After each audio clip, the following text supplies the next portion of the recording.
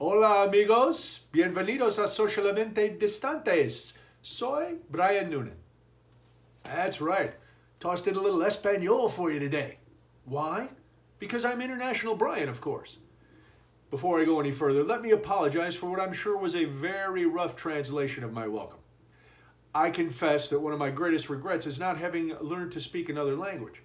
Learning Spanish would have served me very well in day-to-day life, but when I was in high school, instead of taking a language that I could actually use, my parents forced me to take Latin and Greek. Man, they must have thought I'd become a doctor, a scholar, or translator of ancient scrolls. Well, we see how that turned out, don't we? To this day, I still can only say the Our Father and Hail Mary in Latin and recite the Greek alphabet at an alarmingly fast rate.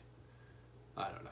I really wish I could habla Espanol more than just ordering dinner, exchanging money, saying please and thank you, and finding out where the bathroom is located. All right, enough of my linguistic shortcomings. Why did I choose today to gift you with a deep dive into my inability to communicate in anything other than my native tongue? Because today is May 5th, that's why. Yes, it is Cinco de Mayo, and like every gringo, I am going to celebrate.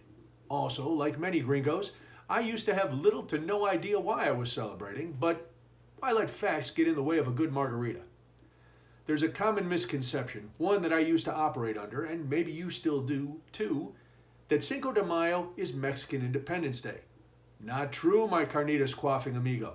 No, according to my sources, the History Channel, Cinco de Mayo celebrates the date the Mexican Army's May 5th, 1862 victory over France at the Battle of Puebla during the Franco-Mexican War. What do you know about that? Pretty good. Here's a few more facts so you can impress your friends over that plate of nachos later today. 6,000 French troops under General Charles Latreille de Laurences set out to attack Pueblo de Los Angeles, a small town in east central Mexico. President Benito Juarez gathered about 2,000 men and sent them to Pueblo.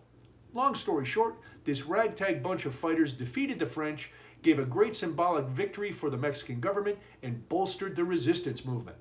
And now you know, as Paul Harvey used to say, the rest of the story. That's cool and all, right? Yes. But see, Cinco de Mayo is a relatively minor holiday in Mexico. So how did we start getting ripped on margaritas and micheladas and devouring tacos like they contain the cure for all known diseases? Well, this is what I learned. Chicano activists raised awareness of the celebration of the holiday in the 1960s, and now Cinco de Mayo is a celebration of Mexican heritage and culture. And, just like St. Patrick's Day for the Irish, the holiday has been co-opted and become synonymous with drinking. I got no problem with that. Today is also an extra special Cinco de Mayo because it falls on Taco Tuesday, an inventive, if meaningless, use of alliteration. I know LeBron would like me to send him $3 for using that term since he tried to trademark it or copyright it a couple months ago. Nah, sorry, big fella. You can't copyright something that people have been saying for years just because you browned some ground beef, poured taco seasoning on it, and heated up some hard shells that have been sitting in a yellow box on the grocery store shelves for months. Now, we're going to be celebrating Cinco de Mayo here at Socially Distant HQ, not because I'm a fan of cultural appropriation, but because I'll never turn down a chance to have Mexican food and drinks. I'm preparing some traditional steak and chicken tacos, soft corn tortillas, the whole nine. We're just going to put cilantro and onion on them, though, to keep it real. I'm going to make some guacamole, too, to keep it sweet. And then pour some margaritas for the ladies and a couple of micheladas for myself.